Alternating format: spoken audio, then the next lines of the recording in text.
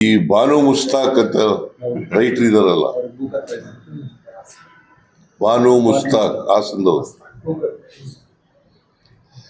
ಅವರ ಹೃದಯ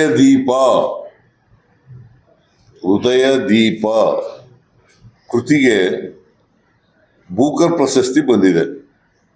2025ನೇ ಸಾಲಿಗೆ ಕೊಡ್ತಕ್ಕಂಥ ಬೂಕರ್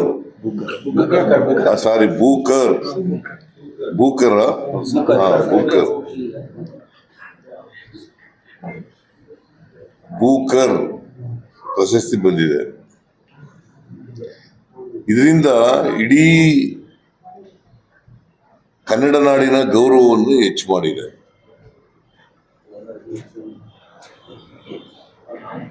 ಹಿಂದೆ 2008ರಲ್ಲಿ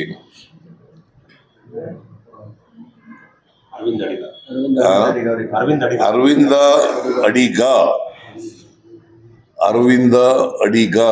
ಅವರಿಗೆ ಸಿಕ್ಕಿತ್ತು 2008ರಲ್ಲಿ ದಿ ವೈಟ್ ಟೈಗರ್ ಅನ್ನೋ ಕೃತಿಗೆ.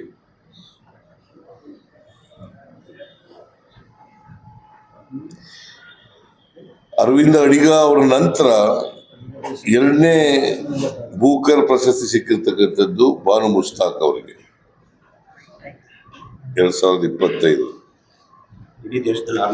ಇಡೀ ದೇಶದಲ್ಲಿ 5 ಪ್ರಶಸ್ತಿಗಳು ಬಂದಿದ್ದಾವೆ ಇಲ್ಲಿವರೆಗೆ. ಇವರು 6ನೇವರು.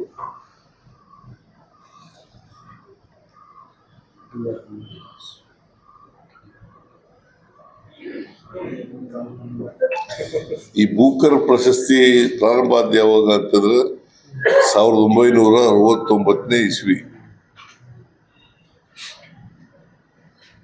1969ನೇ ಇಸ್ವಿನಲ್ಲಿ ಪ್ರಶಸ್ತಿ ಪ್ರಾರಂಭ ಆಯಿತು.